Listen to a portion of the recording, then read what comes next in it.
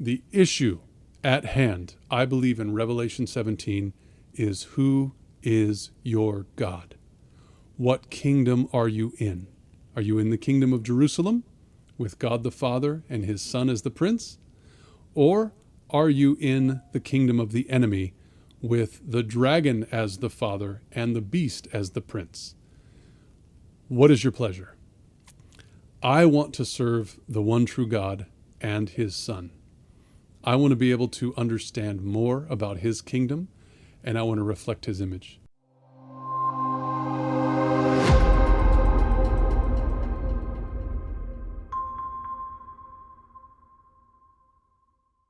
I've grown a lot in my presentations through the book of Revelation, and Revelation 17 still is not completely clear in my mind as far as how it applies to the Roman system, but I'm getting it.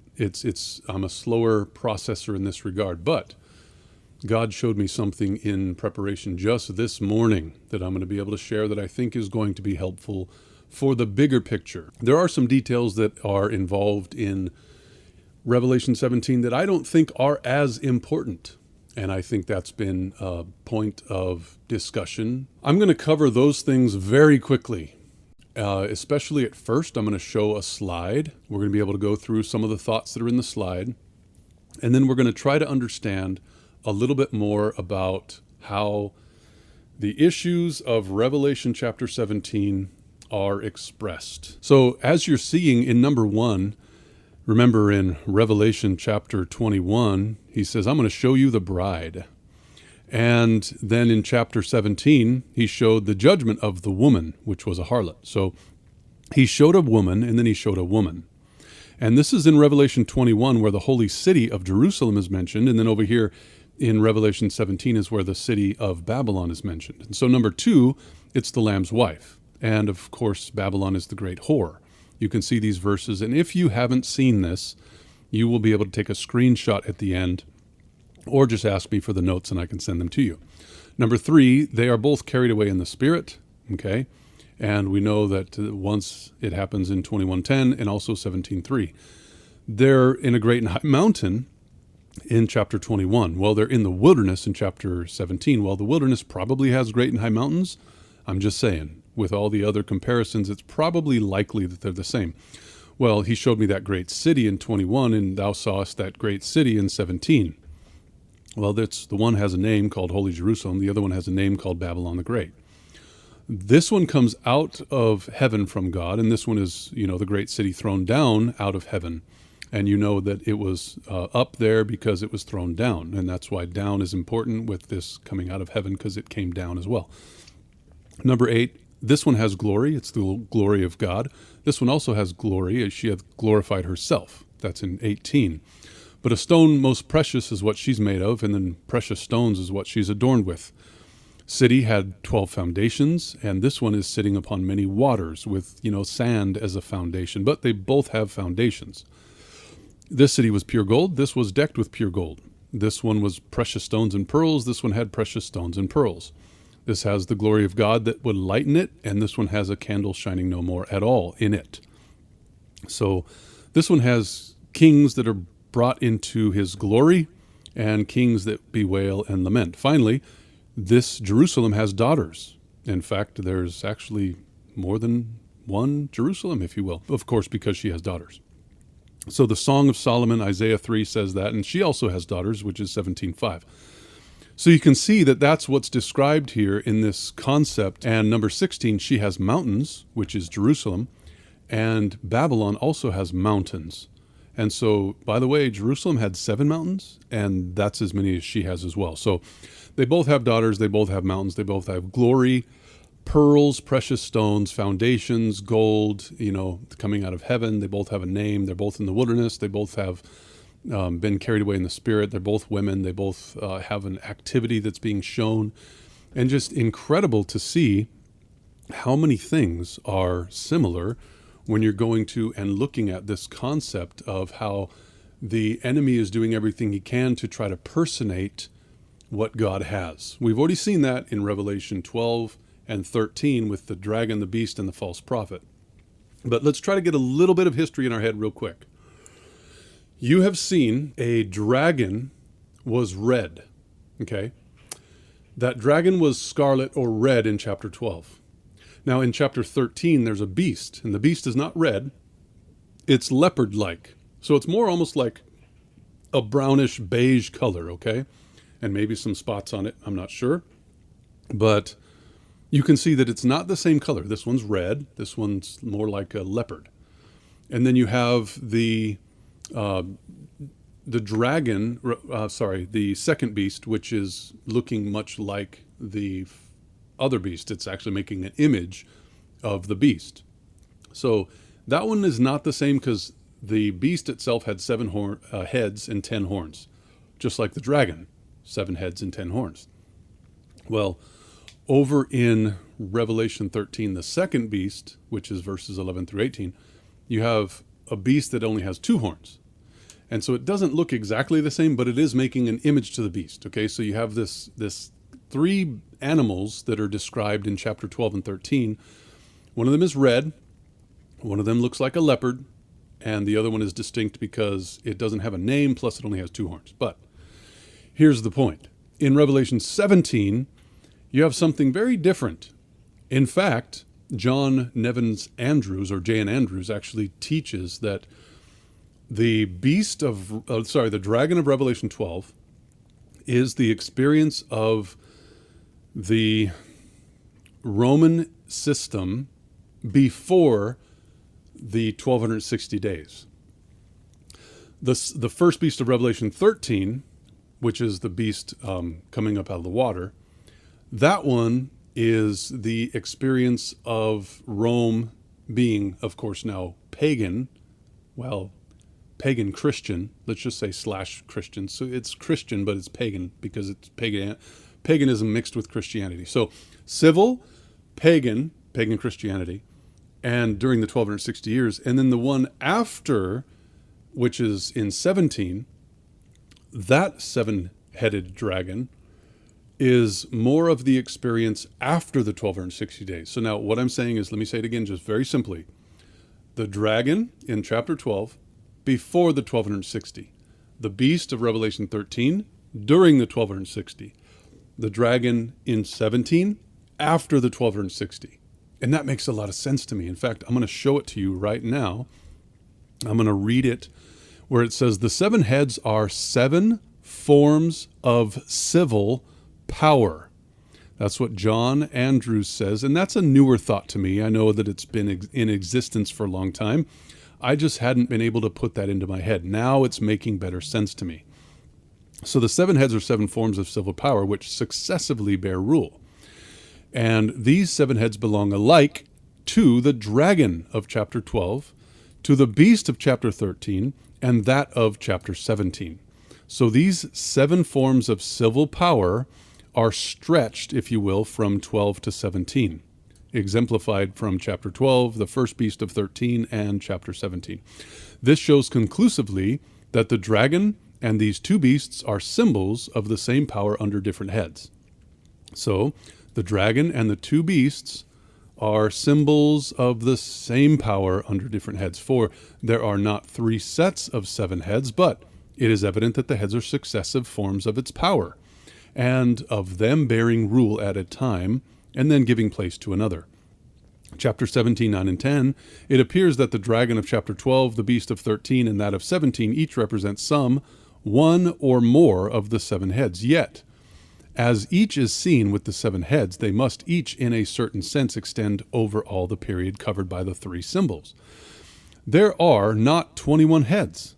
There's only 7 heads, and the 7 heads are expressed in 3 different ways. The proper period of each seems to be this. Now, this was his conclusion, which I agree with. The dragon before the 1260 years, the beast of 13 during that period of the 1260 years, and the beast of chapter 17 since the deadly wound and captivity at the close of that period of 1260 years. Okay, 3 angels of Revelation from J.N. Andrews, page 74.1. I think that's really important to understand. So, going back now to consider that the beast of Revelation 17 is doing everything it can to look like the kingdom of Christ, right? So we've seen that. We've already seen it very clearly through all those different 16 points. We also know that it's 7 forms of government with the similar kind of experience as chapter 12 and 13 with the first beast. But this is at a different time. The reason why is because you have the dragon before the 1260, the beast during the 1260, and this other one after the 1260. But now I want you to pay attention, because the dragon was red and it had 7 heads. Well, okay, the beast of Revelation 13 was not red, but it had 7 heads. Now, the beast of Revelation 17 is a beast, not a dragon, that is red. Okay, so what do I mean? The dragon is red. The beast is red. But this beast is not red. So what you have is 3 different expressions of a 7-headed beast. One is red, one is not. The other one is a beast that's red, because the dragon and the beast are different. And this is a beast that's red, like the first one of chapter 12. So now you're understanding that there's 3 different 7-headed somethings that are expressed differently at 3 different times. And so it makes a lot of sense that it would be that there's the one before the 1260, during the 1260, after the 1260. I believe that the beast of Revelation 17 is an end-time specific prophecy, and we're going to see a little bit why in a minute. But let's just go through really quickly some of the first verses to try to get through some of what I've already covered in detail previously. And then what I'll do is try to explain a little bit more of what God just taught me this morning. Okay? So I'm going to share with you my screen here. And it says, "There came one of the 7 angels which had the 7 vials, and talked with me, saying, Come unto me, or come hither. I will show you the judgment." Now, I'm going to do something here that I probably have done before, 21:9. And I'm going to show you by pulling this over to the side here that Revelation 17 and Revelation 21 are very similar, okay? And so notice what it says. There came unto me one, right, of the 7 angels, which had the 7 vials, And this one was full of the 7 last plagues, which it doesn't say here, but he talked with me, saying unto me. And he talked with me, saying, not unto me, Come hither. Right? Okay, come hither. I will show thee something. And this one is a woman. It's a judgment of a woman. This one is a woman. It's also the Lamb's wife. So you can see that Revelation 17 and Revelation 21:9 are very similar in their expressions. That's why you can get those 2 connections that go back and forth, dealing with this concept of the angels interacting with John, either showing this whore or showing the bride. Okay, now, with whom the kings of the earth have committed fornication. So the kings here are committing fornication. Now, if you go back and you look and see that this is one of the 7 angels, okay, this one of the 7 angels, it's not all of the 7 angels, which had the 7 vials of chapter 16. It's only one of them. And so this one of them coming, that's mentioning the kings of the earth, it's very likely that I'm just going to scroll up and show you that chapter 16, verse 13 and 14 says, "I saw 3 unclean spirits like frogs come out of the mouth of the dragon, the beast, and the false prophet. They are the spirits of devils working miracles," doing what? Going unto the kings of the earth. Okay? So the kings are mentioned here specifically in the 6th plague, right? And by the way, Euphrates is here as well, and Euphrates is water. And so now in chapter 17, when you're seeing this woman sitting upon many waters, and she's dealing with the kings of the earth, then you can see that Euphrates and the kings of the earth that are being visited by those demons, it seems as though to me it's the 6th, the angel that has the 6th vial, okay? The 6th plague. "So whom the kings of the earth have committed fornication, the inhabitants of the earth have been made drunk with the wine of the fornication. She carried me away into the spirit in the wilderness I saw a woman sit upon a scarlet-colored beast. Okay, so the beast of Revelation 13 is not scarlet. It looks like a leopard. The dragon of Revelation 12 is scarlet, but it's not a beast. So this is a different thing here. This is a scarlet-colored beast.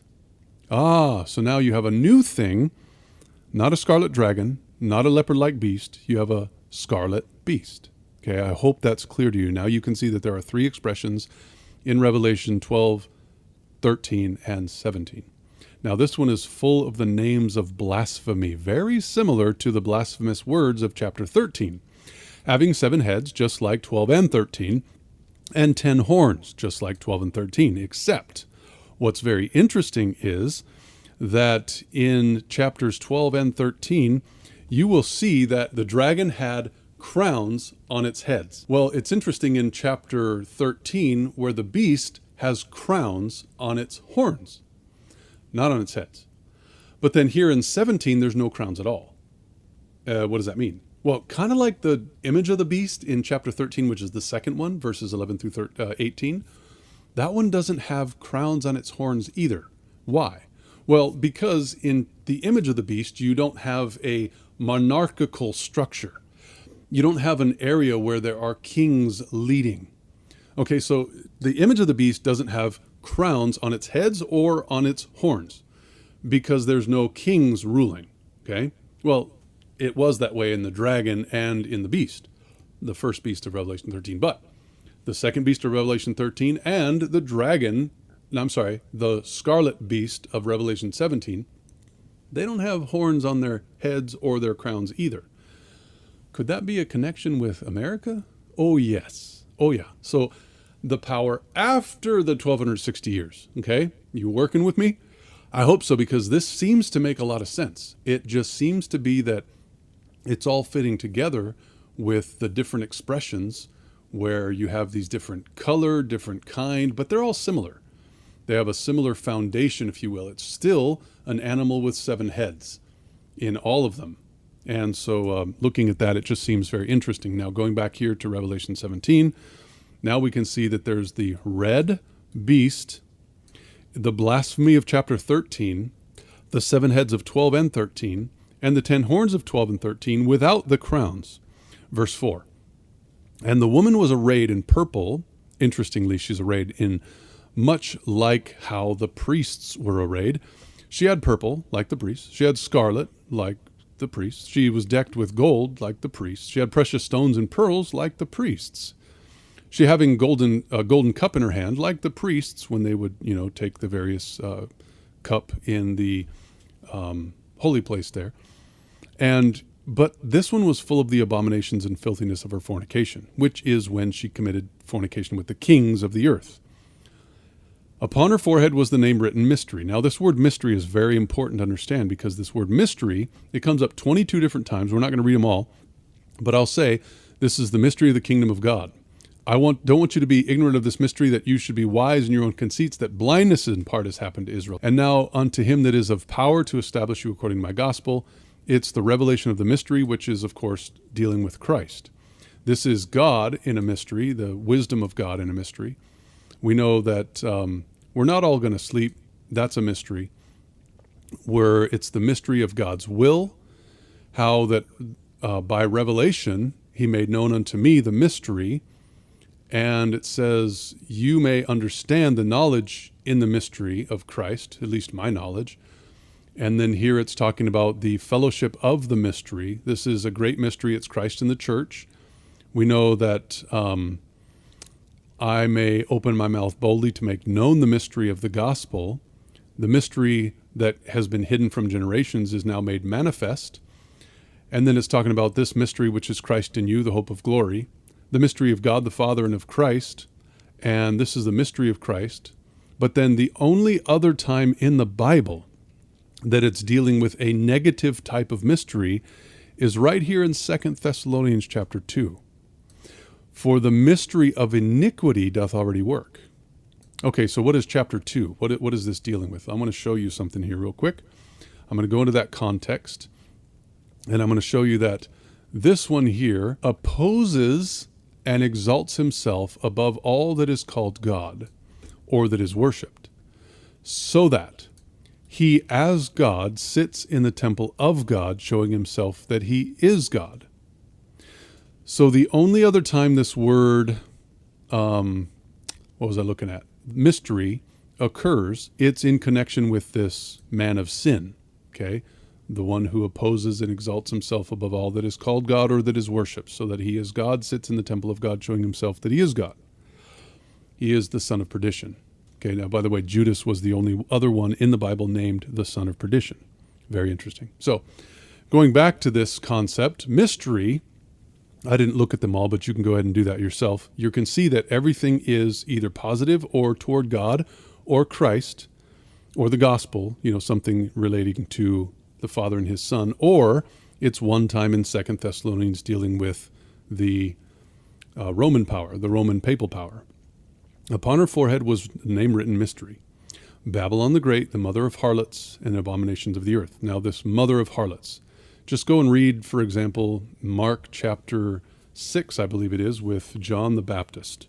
And you're going to see that John the Baptist was in prison and Herod was there. He was drunk with the wine of Rome, which is the wine of Babylon. He calls in for a woman to dance. Who was it but the daughter of the harlot?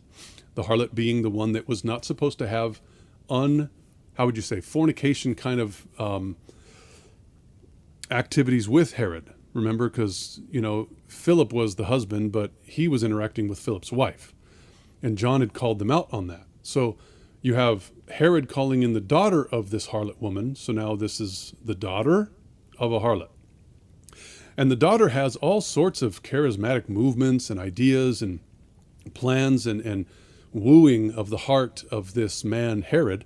Well, he's just like, whoa, this is amazing. I'm going to give you up to half of my kingdom. Anything you ask for, I'll give you half of my kingdom.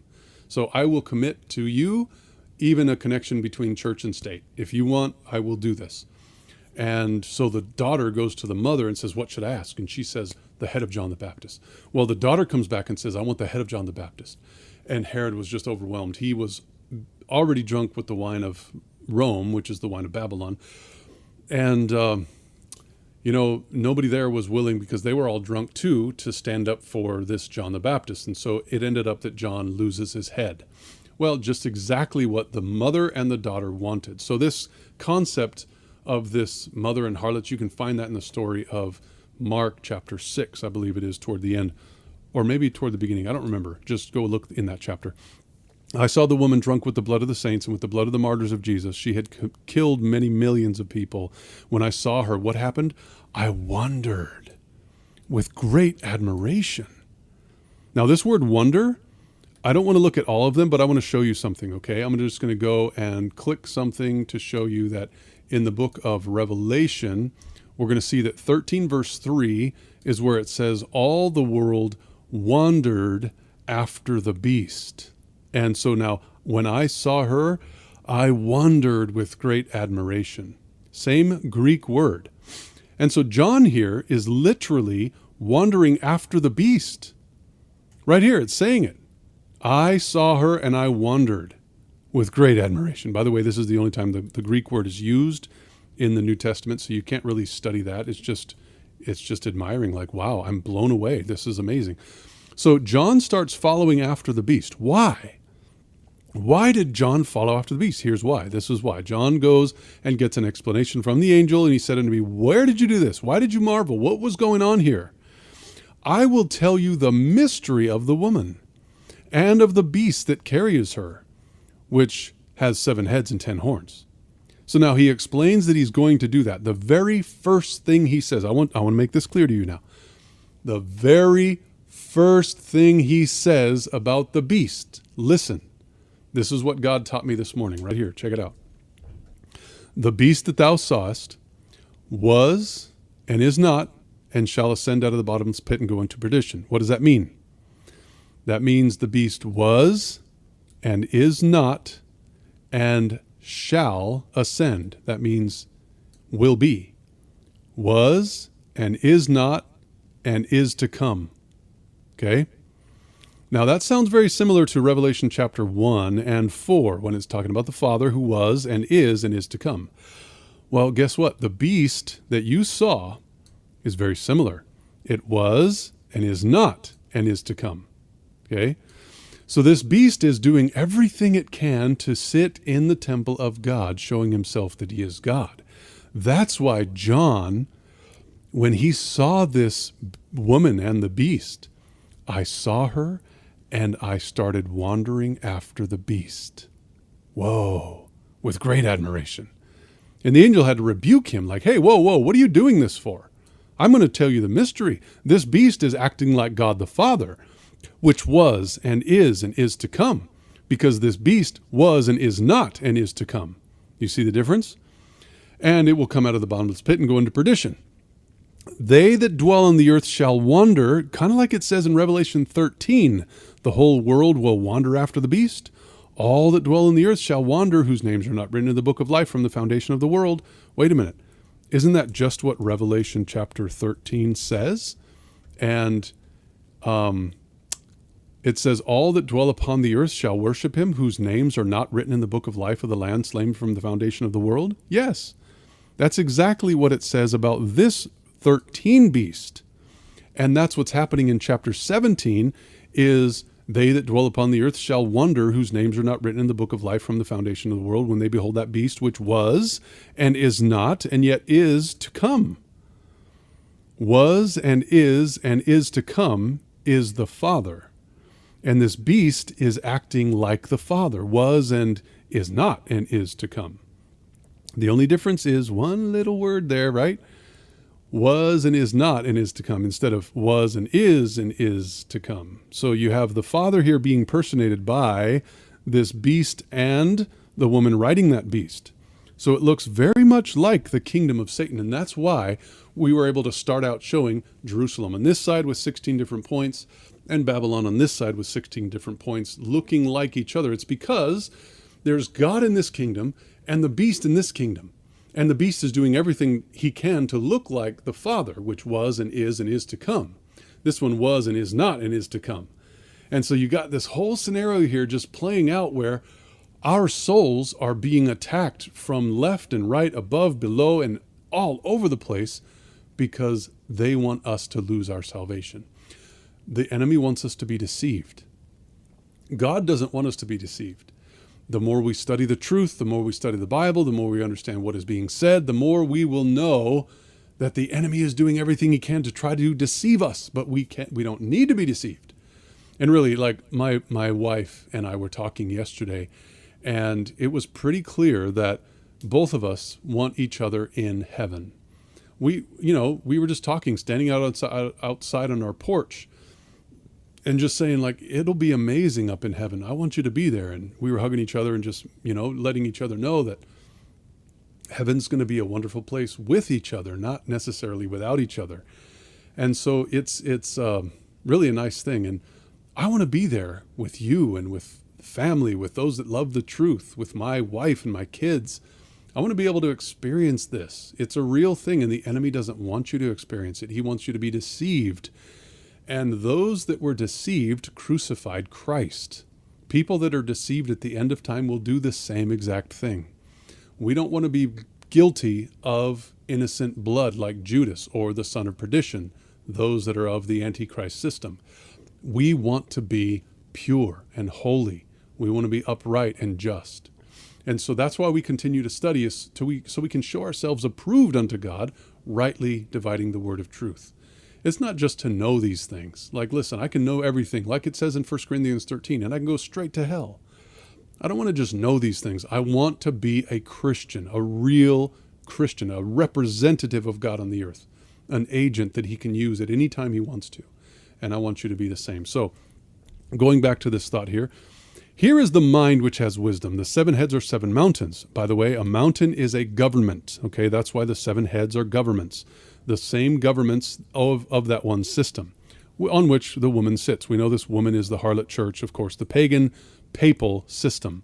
And so now the 7 heads are 7 mountains, and we know that this woman is sitting upon these different kingdoms. But think about this for a second. I used to teach and believe that this would go back from Babylon to Medo-Persia to Greece to Rome and then to the France, and then I would say all sorts of things. Well, first it would be the papacy and then France and then America. So that's the 7. Babylon, Medo-Persia, Greece, Rome, Papal Rome, France. It would be America, and then finally the eighth would be the one of the seven, which would be the papacy combined with America. And so when you're looking at that concept, sure, that makes sense, and I can see why I have believed it in the past. It was logical, it made sense. I mean, in fact, it says Babylon on the forehead of the woman, and so if you're going to start in Babylon, that's a pretty good place to start, is like literally where it says Babylon. Babylon, Medo-Persia, Greece, Rome. But, I've thought that through a lot. But here's the thing. In Daniel chapter 7, you have a leopard-like beast that has 4 heads. And we know that those 4 heads represent the various generals of that same kingdom. You see, there was the one main Alexander the Great, and then the 4 generals that came up representing the different heads. And so that one kingdom had the 4 different heads. So why doesn't this one kingdom have also 7 different heads? I can't do that here, but 7. And so it makes better sense to me that it would be the one kingdom with the 7 expressions, kind of like in Daniel 7, where there's the one leopard with 4 expressions of that same kingdom. And so I am now of the mind more that the dragon of Revelation 7, the beast of Revelation 13, and the beast of Revelation 17, the red beast, that's basically different expressions of Rome, okay? And so Rome itself has 7 heads, just like Greece had 4 heads. And so this idea I'm still working with. I don't have all the details in my head. I'm not going to go into details about that. But what I think is more important than the 7 divisions of Rome, I believe, is that this beast is trying to personate the Father, which was and is to come. Because this beast was and is not and is to come. Okay, let's read more about that. It says there was 7 kings. Oh, by the way, the 7 heads are 7 mountains, and that would be the kingdoms. Okay, and this is not a Greek word here, like right here. This one is, because when I hover over it, it turns blue. Okay, 7 is blue, kings is blue, 5 are is not there, but it wouldn't make sense without it. 5 fallen, 5 are fallen. That makes sense. But this word here, there, it could, I think, be and they are 7 kings. You see, because if a kingdom, like a head is a mountain, which is a kingdom, then of course every kingdom needs a king. Okay, so it just makes good sense that it's dealing with the same thing. You have a kingdom and the kings here. So the 7 heads are kingdoms, and they also are 7 kings, because those kings, of course, are ruling the 7 kingdoms. 5 are fallen. That's that which was. And 1 is, okay, was and is, and the other is not yet, but it is to come. You see how it works now? Even the 7 kings are personating the Father. Now, this is not the beast. These are the heads of the beast. So the beast itself is the one that was and is not and yet is to come. And because it's going to come out of the bottomless pit. Okay, so was and is not and is to come. Now, the kings, though, what do? There are some that was, there one that is, and the other one is not yet come. So it is to come. Was, is to come. That's just like God the Father.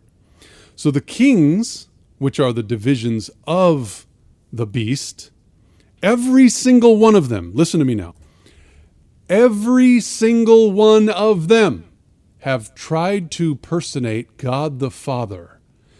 That is the issue.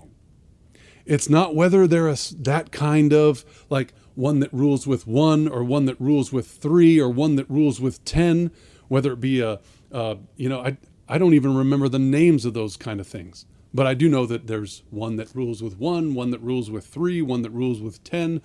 And there's, some that are just various different types of ways that that's being leaders of that nation. But to me, that doesn't seem important. Now, maybe you're listening and you're like, that is important. I'm just not there yet. God's going to teach me. If you want to help me understand, then please do. But what's even more important than that is that every single one of those kings are part of the bigger picture of being the one that was and is to come. You see how that is? So this to me means that the systems we're looking for are part of the enemy's bigger scheme of trying to deceive all so that he can be in the temple of God, showing himself that he is God. I'm going to explain to you the mystery, is what the angel said to John. And the only time mystery of iniquity was used for the Antichrist, like it is here, was only one other time, which is in 2 Thessalonians, which directly connects with, at the end of time, we have the mystery of iniquity. Of course, it's going to be, the deadly wound will be healed, and that's, of course, what I think is here in Revelation 17, the deadly wound being healed. During that time is when those kings will come together, give all their power and strength to the beast, and then, of course, they're going to make war with the Lamb. But let's go on further into this section. The beast that was and is not, and even he is the eighth, because he is to come. Okay? So now look at the kings was, is, and is to come. Now the beast was and is not and is to come, because he is of the eighth and is of the seven and goes into perdition. You see, so they're both the same. The beast and the expressions of the beast, all of them, the different kingdom types, if you will, they are all trying to look like the Father. Well, the 10 horns which you saw, the horns on the heads, the horns on that beast, what are they? They are 10 kings as well. Okay, so the 10 horns which you saw are 10 kings, which have received no kingdom as yet. But they, the 10 horns, were, and they still are, and they haven't received a kingdom yet. That means they are to come. So they were, they are, and they are to come. Just like all the others, they're trying to personate the Father as well, which have received no kingdom as yet, but they receive power as kings for 1 hour with the beast. So now, this here, some people will say, and I know that Uriah Smith specifically says that this wording must refer to the past. It cannot refer to the future. Those words must and cannot are very strong. Okay, very, very strong. I want to show you another section here from the writings of Sister White. And this is when she was writing actually to her children. And I don't think she's going to try to lie to her children. I'm just saying. So here, this is quoting her now. In the 17th of Revelation is foretold. This is when she was writing, foretold the destruction of all the churches who corrupt themselves by idolatrous devotion to the service of the papacy, those who have drunk of the wine of the wrath of her fornication. And the wrath of her fornication doesn't occur until she finally, at the end of time, actually starts committing persecution again. So this is dealing specifically with the very end of time. So foretold during the time of the wrath, right? John writes, "And there came one of the 7 angels which had the 7 vials, and talked with me, saying unto me, Come hither, I'll show thee the judgment of the great whore that sits upon many waters, with whom the kings of the earth have committed fornication, and the inhabitants of the earth have been made drunk with the wine of her fornication.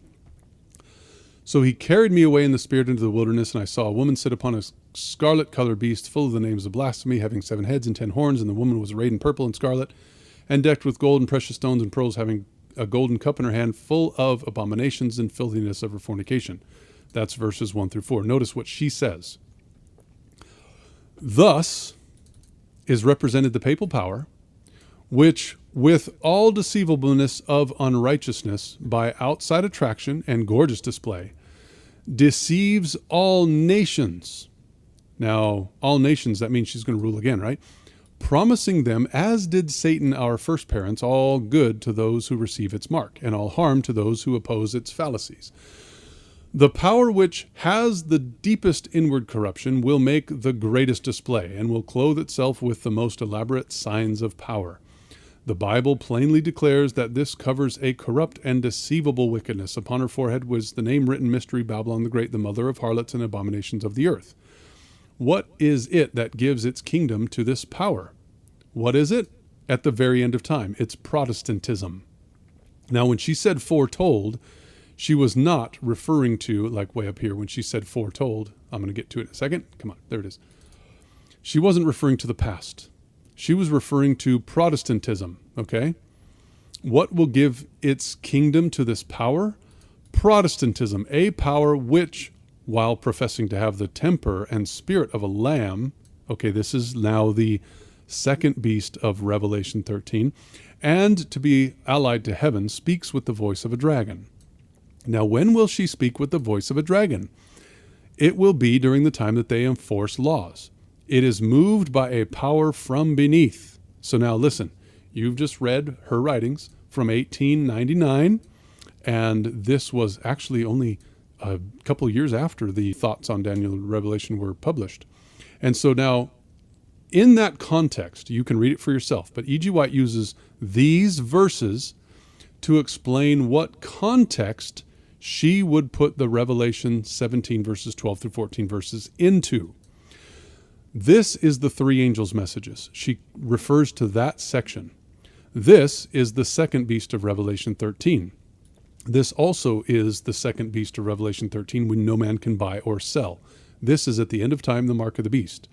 Revelation 14, 9 through 10 is the third angel's messages, where it talks about the Father, the Lamb, and the holy angels.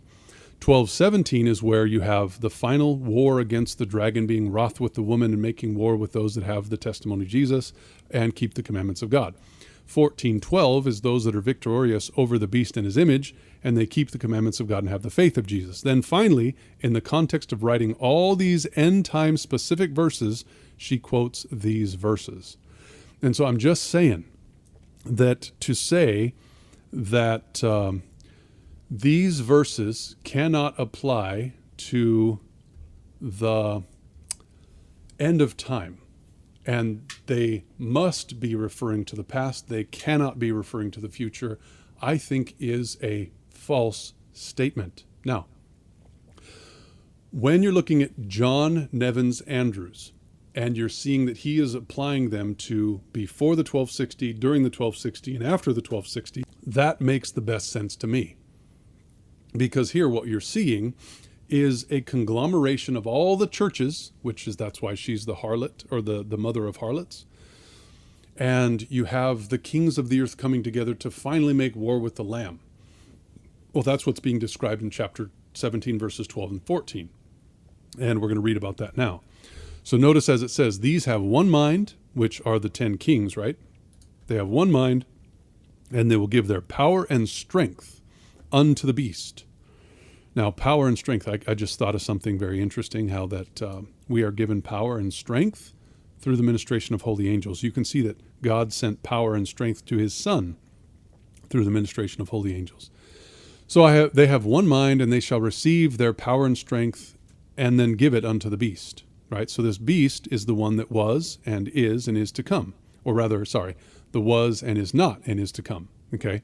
So this beast is the one that's trying to personate God the Father. These shall make war with the Lamb, these being the kings of the earth, and the Lamb shall overcome them. For he is Lord of lords and King of kings, and they that are with him are called and chosen and faithful. This is what I want to be. I want to be those that are called, chosen, and faithful. Many are called, few are chosen, Jesus says. Why? Why are many called but few are chosen? Because not everybody's faithful. If you want to be called and chosen, you must be faithful, okay? So I think it's really quite interesting how that you have these people coming together in one mind, which are the kings of the earth. Now, I've never been able to see that all the world has come together in such amazing ways as I have recently seen in the last few years. Since 2020, we have seen that mandates have been enforced all the way around the world. Curfews have been enforced. There have been mandates or not mandates necessarily, but very strong suggestions in people getting. And there are many other things like that have all been forced upon the entire world. For what? Well, it's to bring everybody to the point where they wouldn't be able to buy or sell unless they come into consistency or consistent thinking with this one great mind. It's for the better good, right? And for the benefit of everybody, not just yourself and your own personal desires. And so you lose your freedom of thinking, decisions, choice, preferences, and it's for the greater good that you would come together and benefit all. Well, I don't buy into that because I know where that's going. Right now it's civil, but it will turn religious. Once it turns religious, then we're going to be dealing with the mark of the beast and the seal of God scenario. And so this whole concept that we can see described here, I think, is very clear. Now, I'm going to finish up this chapter very quickly and just know that this right here, the one mind and giving their power and strength unto the beast, I think that is very close to come, because we have seen that they've all had one mind, and they're soon going to give their power and strength unto the beast, which we know is the image of the beast, which is Rome and America working together. Of course, the Protestantism that's behind that American movement. These all make war with the Lamb overcomes them, and we've talked about that. He saith unto me, which is the angel speaking to John, the waters that you saw where the whore sits, that's all the people, multitudes, nations, and tongues. That's where the beast is. The beast is in the water. The woman is sitting on the beast. And so the people, multitudes, nations, and tongues are all affected by this whore that is sitting upon those waters, okay, where the beast was, because she was sitting on the beast and then later on the waters. But the point is, the beast is made up of all those who believe similarly, those that believe that they need to serve the one which was and is not and yet is to come. The 10 horns which you saw upon the beast, these shall hate the whore. Oh, wait, the world that's come together with one mind is going to hate the whore? Oh, yes. What are they going to do? They're going to make her desolate, just like Christ made Jerusalem desolate and naked, so that her shame will be seen. They are going to eat her flesh and then burn her with fire. You would think they would burn her with fire and then eat her flesh, but nope, they're going to be cannibalistic. They're going to eat her flesh and then they're going to burn her, the rest of her. I think that's gruesome. And, listen, they eat the flesh of her, whereas Christ said, you need to eat my flesh. That's in John chapter 6. It was an illustration referring to his words. So they were eating her words, and that's why they came to hate her. And they're going to burn her with fire, just like you were supposed to burn the lamb if you didn't finish what you were supposed to eat in the Passover, right? So they obviously won't eat everything she gives, because they're going to have to burn her, just like they did in the Old Testament. For God hath put in their hearts to fulfill his will, and to agree and to give their kingdom unto the beast. So really, all of what is happening at the end of time is actually God's will. God has a plan. It's a bigger picture that we don't fully understand, but I know that it is God's will, and if you're with him, he will protect you. And it's all the way until the words of God shall be fulfilled. And the woman which you saw is that great city, which reigns over the kings of the earth. And remember, she's already deceived those kings. And so this woman, being a church, is ruling from her throne, if you will, to guide the 10 kings, which will all have one mind, and they will give her their strength unto her, the beast. Well, she's riding the beast. And then they will be the ones who was and is not and yet is to come, and representing the Father, the one sitting in the temple showing himself that he is God when he's really not God. The issue at hand, I believe, in Revelation 17 is, who is your God? What kingdom are you in? Are you in the kingdom of Jerusalem with God the Father and his Son as the prince? Or are you in the kingdom of the enemy with the dragon as the father and the beast as the prince? What is your pleasure? I want to serve the one true God and his Son. I want to be able to understand more about his kingdom, and I want to reflect his image. If you do as well, just like I do, then please pray with me. We'll ask for God to continue to have mercy on us, and we'll be strengthened by the spirit of his might, right? So let's pray. Lord of heaven, I want to thank you that you've given us this time where we could consider a little bit more Revelation 17. I pray that you'd help us to understand that the issues at hand are big and huge and beyond our abilities to comprehend. I pray that you would lead us, that you would guide and bless us, that you would help us to know what it is that is being said and also what's not. I ask that you would help us to Though we know all these things, not to just be like sounding brass and tinkling cymbal, but that our hearts will be filled with love toward you and toward each other. Please have mercy on us, Lord. There are so many things in this world that will draw us to the left or to the right. But you have said, when we go to the left or to the right, we will hear a voice behind us saying, this is the way, walk ye in it. Be merciful to us and teach us, we pray. And we thank you in Jesus' holy name. Amen.